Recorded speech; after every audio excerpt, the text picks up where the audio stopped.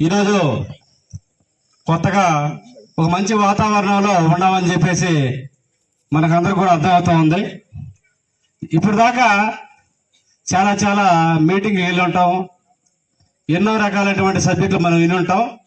కానీ మొట్టమొదటిసారిగా బహుజన ఐక్యవేదిక ఏర్పడిన తర్వాత మ్యూజియం మాధవ్ గారి నాయకత్వంలో పునరుపాలనికి మేము రావడం జరిగింది. ఏ కార్యక్రమంలో భాగంగా అంటే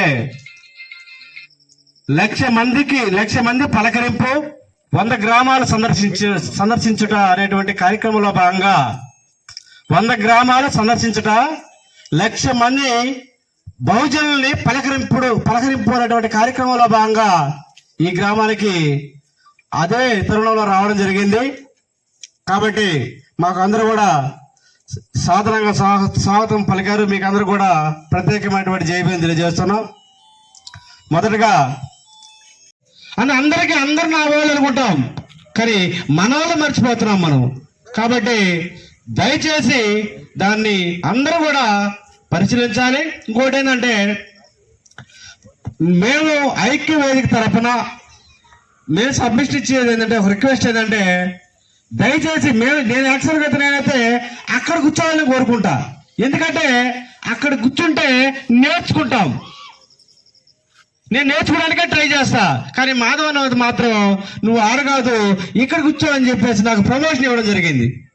అంటే అక్కడ కూర్చుంటే నేర్చుకుంటాం. మనం స్పీకర్ చెప్పేటువంటి విషయాన్ని అక్కడ ఎప్పుడైతే కూర్చుంటామో నేర్చుకుంటాం. ఇక్కడ నేర్చుకున్న వాళ్ళు మాట్లాడతారు. కాబట్టి ఎప్పుడు కూడా మీరు లిజనింగ్ ఇన్పుట్ అనేది నేర్చుకోవాలి. ఓపిక, ఈ మీటింగే కాదు, ఎక్కడైనా సరే ఓపికతో వినాలి. వింటే మాట్లాడతాం, వింటే సబ్జెక్ట్ వస్తారా. ఈ అక్షరాల్లో కత్తులు ఉన్నాయి, ఈ అక్షరాల్లో గొడ్డలు ఉన్నాయి, వీటిని ఉపయోగించి బ్రాహ్మణ తత్వాన్ని వలచగలరా అని చెప్పి బాధపడ్డాడు. కాబట్టి అంబేద్కర్ మనకిచ్చేటువంటి సందేశం ఏంటంటే, అక్షరాలు అందరు చదువుకున్న పిల్లలు ఉన్నారు. మనకు అక్షరం నేర్చుకున్నప్పుడే, బుక్కులు చదివినప్పుడు మాత్రమే పరిజ్ఞానం వస్తుంది. ఒకరి కింద తల వంచం. దయచేసి ఈ కార్యక్రమంలో భాగంగా మీకు చిన్న విషయం ఏంటంటే, మీకు వచ్చే ఆదాయంలో ఒక 10% పుస్తకాలు కొనుక్కోండి. ఒకసారి వినండి. మీకు వచ్చే ఆదాయంలో ఒక 10% పుస్తకాలు కొనుక్కోండి.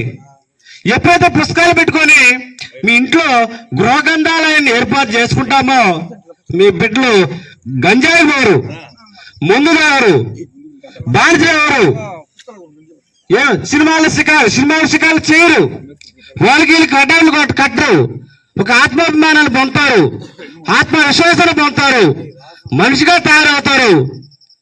అంతేగాని ఎప్పుడైతే ఈ పుస్తకాలు కొనరో అప్పుడు వీటన్నిటిని ఫాలో అవుతారు.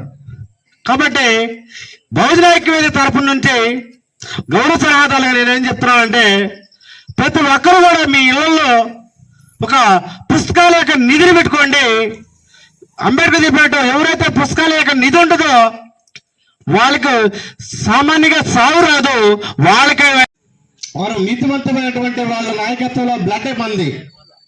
మన వాళ్ళు నీతివంతులు ఒకే దాన్ని పోతూ ఉంటారు, 1000 ఎకరాలు ఉంటాయి, దాని మీద కన్నుపడరు. మనకు మానవులకి మన పూర్వీకులు నీతివంతులు ఒకే దాన్ని పోతుంటారు, 100 ఎకరాలు ఉంటాయి, అది నాదనేటువంటి ఫీలింగ్ రాజులకి. అదే అగ్రవర్ణ కులస్తులు ఒక్కసారిగా కనబడిందా, రెండో రోజుకంతా వాళ్ళు రిజిస్ట్రేషన్ చేసుకుంటారు. కాబట్టి మన వాళ్ళు నీతివంతులు, మన పూర్వీకులు.